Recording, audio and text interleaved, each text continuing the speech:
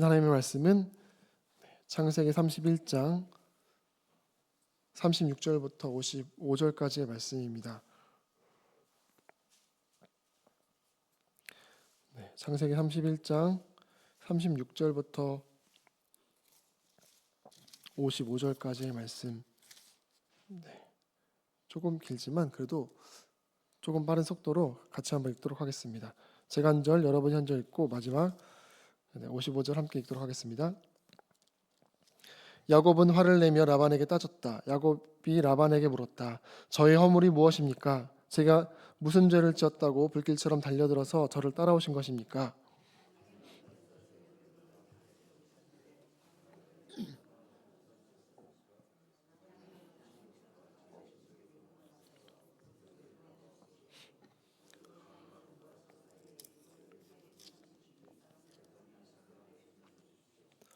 제가 무려 20해를 장인어른과 함께 지냈습니다. 그동안 장인어른의 양떼와 염소떼가 한 번도 낙태한 일이 없고 제가 장인어른의 가축대에서 순양 한 마리도 잡아다가 먹은 일이 없습니다.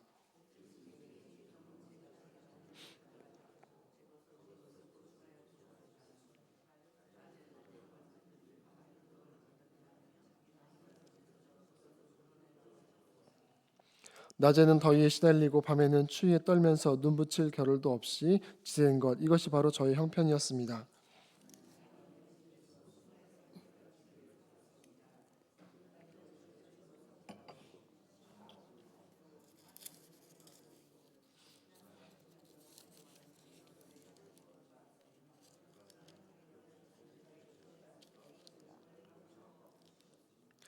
내 조상의 하나님 곧 아브라함을 보살펴 주신 하나님이시며 이삭을 지켜주신 두려운 분께서 저와 함께 계시지 않으셨으면 장인어른께서는 저를 틀림없이 빈손으로 돌려보내셨을 것입니다. 그러나 하나님은 제가 겪은 고난과 제가 한 수고를 몸소 살피시고 어젯밤에 장인어른을 꾸짖으셨습니다.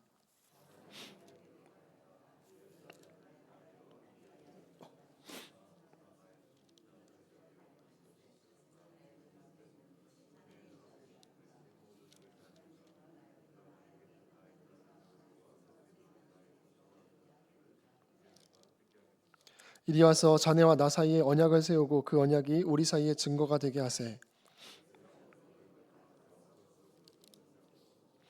또 친족들에게도 돌을 모으게 하니 그들이 돌을 가져와서 돌무더기를 만들고 그 돌무더기 옆에서 잔치를 벌이고 함께 먹었다.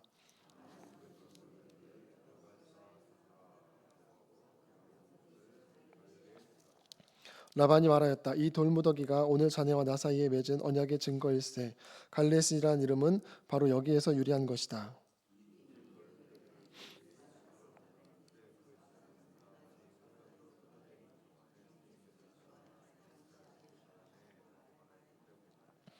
자네가 나의 딸들을 박대하거나 나의 딸들을 두고서 달리 아내들을 얻으면 자네와 나 사이에는 아무도 없다고 하더라도 하나님이 자네와 나 사이에 증인으로 계시다는 것을 명심하게 해.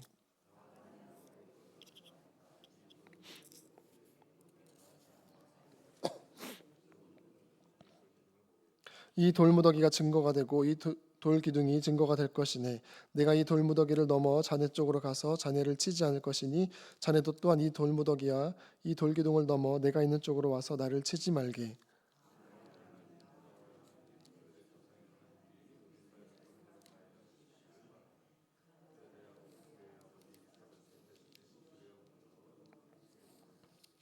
야곱은 거기 산에서 제사를 드리고 친족들을 식탁에 초대하였다. 그들은 산에서 제사 음식을 함께 먹고 거기에서 그날 밤을 보냈다. 함께 읽겠습니다. 라반은 다음 날 아침 일찍 일어나 자기 손자 손녀들과 딸들에게 입을 맞추고 그들에게 축복하고 길을 떠나서 고향으로 돌아갔다. 아멘. 네, 오늘도 이른 아침 이 기도의 자리를 찾으신 성도 여러분 주님의 이름으로 환영합니다. 우리 하루를 시작하는 이 시간 함께하는 분들과 함께 인사하도록 하겠습니다. 샬롬. 샬롬. 네, 잘 오셨습니다.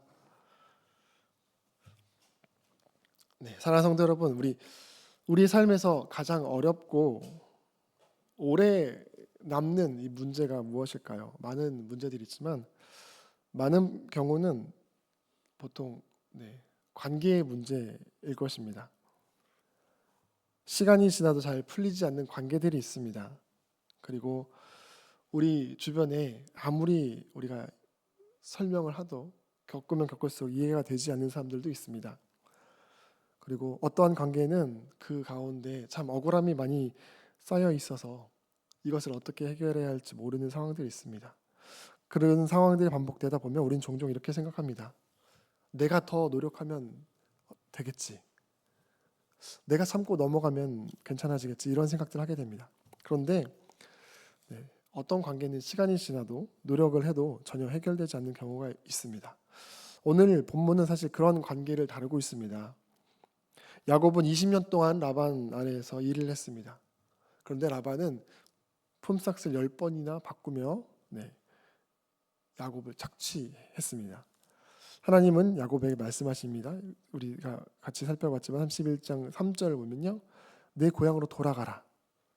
그 말씀에 이제 야곱은 떠날 준비를 합니다. 그리고 떠납니다.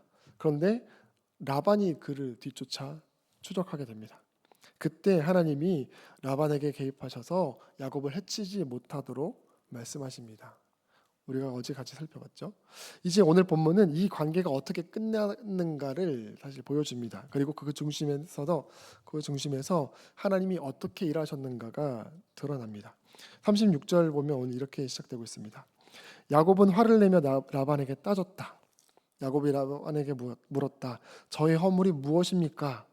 제가 무슨 죄를 지었다고 불길처럼 달려들어서 저를 따라오신 것입니까? 야곱이 묻습니다. 저의 허물이 무엇입니까? 제가 무슨 죄를 지었다고 이렇게 하십니까?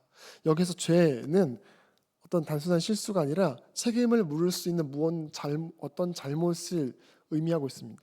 다시 말하면 내가 도대체 어떤 책임을 질 일들을 잘못을 했습니까? 라고 묻는 것이죠. 37절 보면 더 분명해집니다. 장인어른께서 저희 물건을 다 뒤져보셨는데 장인어른의 물건을 하나라도 찾으셨습니까? 지금 라반이 쫓아와가지고 야곱의 짐을 다 뒤졌다는 것이죠. 단순히 확인하는 것이 아니라 뭔가 이 사람이 죄를 지어서 도둑질을 해서 그것을 찾는 경찰이 그렇게 뒤지는 것 같은 모습으로 했다는 것이죠. 이 말 속에서 이제 지금 야곱의 말은 내가 뭘 잘못했는가 하면서 확인을 하며 묻는 질문이 아니라 다른 사람들과 함께 있는 공개적인 자리에서 내 결백을 검증받고 있는 그런 장면, 다시 말하면 법정적인 상황처럼 지금 이야기하고 있는 것이죠. 야곱은 지금 충분히 분노하고 화를 낼 수 있지만 단순히 화를 내는 것이 아니라 내가 무엇을 잘못했는지 증거를 요구하면서 내가 결백하다라는 것을 주장하고 있는 것입니다. 사실 우리가 잘 알고 있는 것처럼 라헬이 훔쳐온 것이 분명하지만 이것을 지금 야곱은 모르고 있는 상황이죠. 그래서 이렇게 할 수 있는 것입니다. 근데 중요한 것은 여기 포인트가 야곱은 20년 동안 사실 이 말을 하지 못했습니다. 수없이 많이 피해를 입었지만 삼촌과의 갈등을 피했고 참고 있었고 또 쌓아두었습니다. 그런데 이제 와서 말합니다. 왜 그럴 수 있었을까요? 지금 야곱이 어떻게 이 길을 떠나게 되었습니까? 하나님이 떠나라고 말씀하셨죠.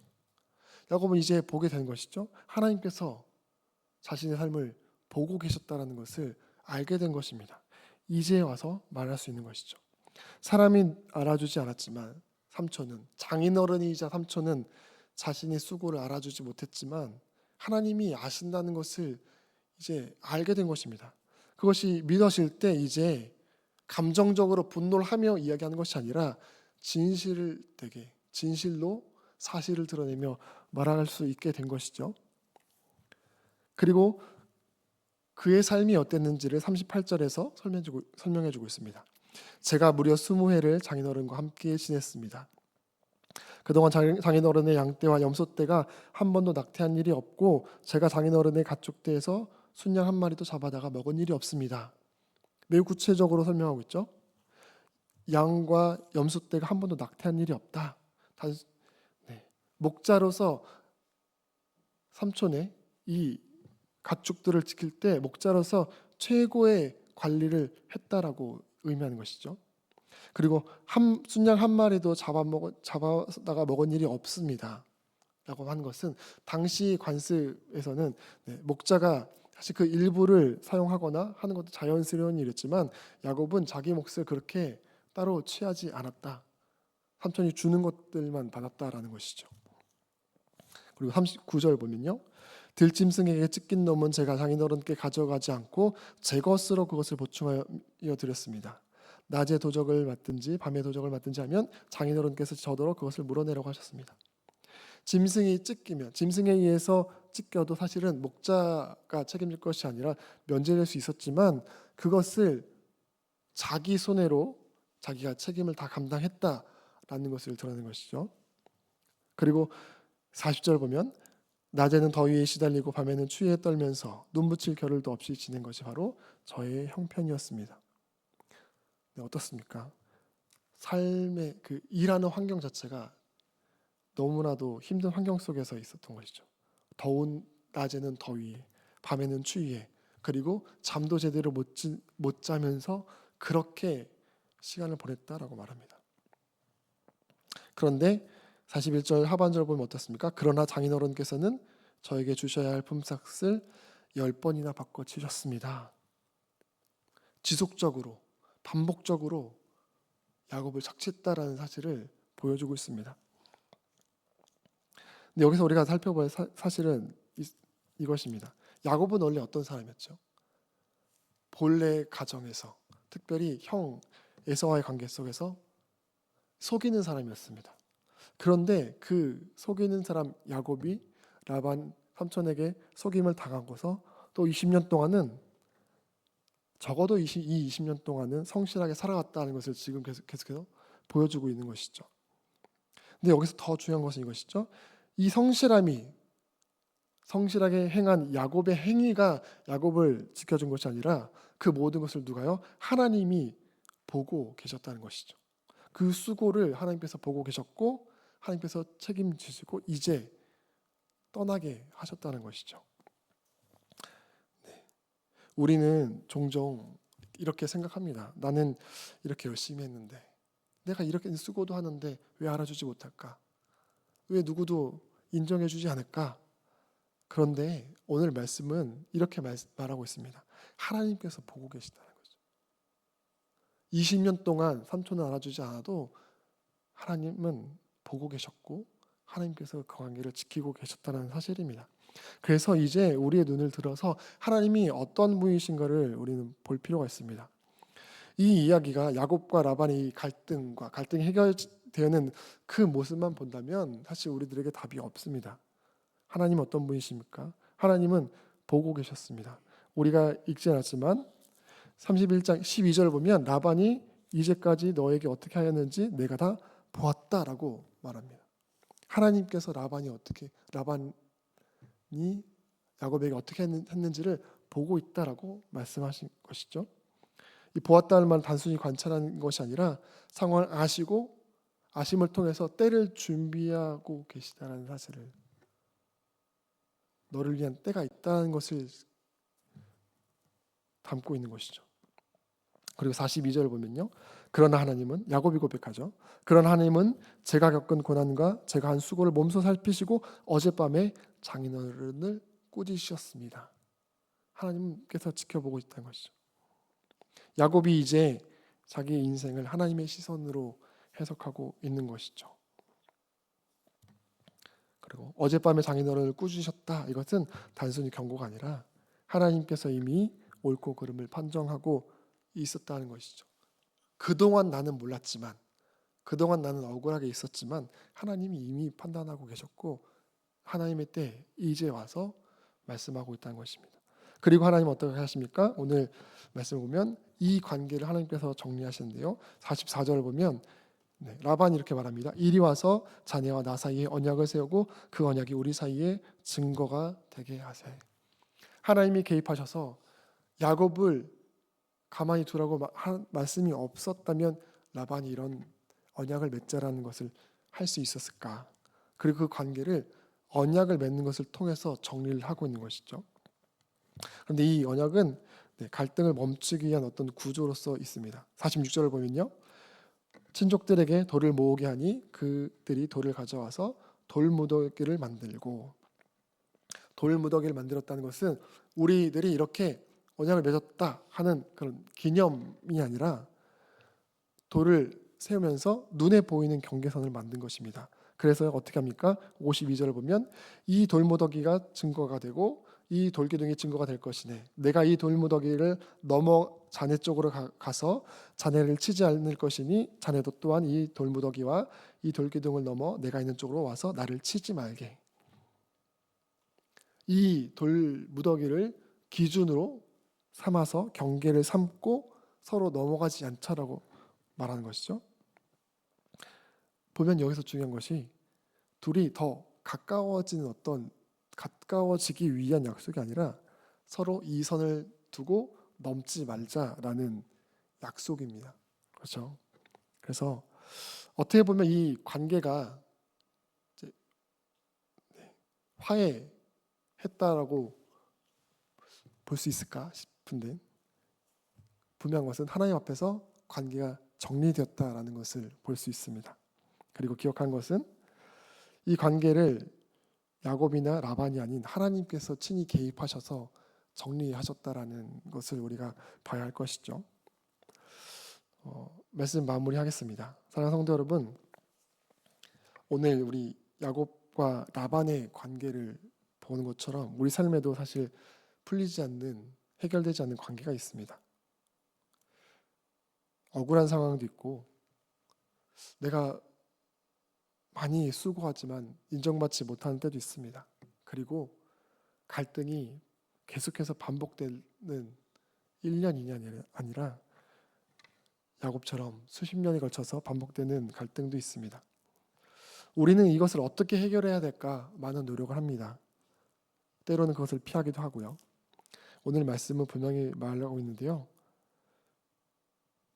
하나님께서 이미 그 관계 가운데에서 지켜보고 계시다는 사실입니다.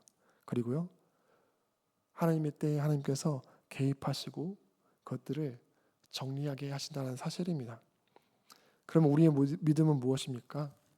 물론 우리 차원에서 최고의 성실과 수고로서 해야겠지만 하나님께 맡겨야 된다는 것이죠. 그 관계도 어떻게 되는 것이, 우리가 화해하는 것이, 또 우리가 더욱더 사랑하는 관계로 가는 것이 맞는가? 혹은 적당한 경계를 지키고 서로를 안전하게 할 수 있는 관계를 유지하도록 만드는 것인지 하나님께 맡겨야 되는 것이죠. 야곱이 해결한 것도 라반도 아니고 하나님께서 친히 보시고 개입하시며 정리하셨다는 사실입니다. 그러므로 우리는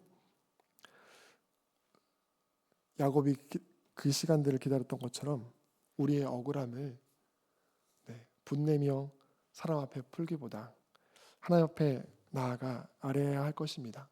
해결을 하나님께 맡겨야 할 것입니다. 그리고 그렇다면 하나님께서 친히 나서셔서 하나님의 때에 정리하실 것입니다. 사랑하는 성도 여러분, 하나님은 지금도 우리의 삶을 보고 계십니다. 우리의 관계도 지켜보고 계십니다. 그리고 때가 되면 개입하시고 옳은 방식으로 우리의 삶을 정리해 가실 것입니다. 그것을 의지하며 오늘 어떠한 관계가 우리에게 또 있습니까? 어떤 해결되지 않는 그런 모습들이 있습니까? 주님 앞에 나와 기도함으로 또 친히 하나님과 우리 사이에 결코 닿을 수 없는 그 관계를 친히 나서셔서 해결하셨던 것처럼 우리와 이웃 사이의 관계도 나서서 해결하실 주님을 의지하며 오늘도 믿음으로 나아가는 우리 모두가 되기를 주님의 이름으로 축원합니다.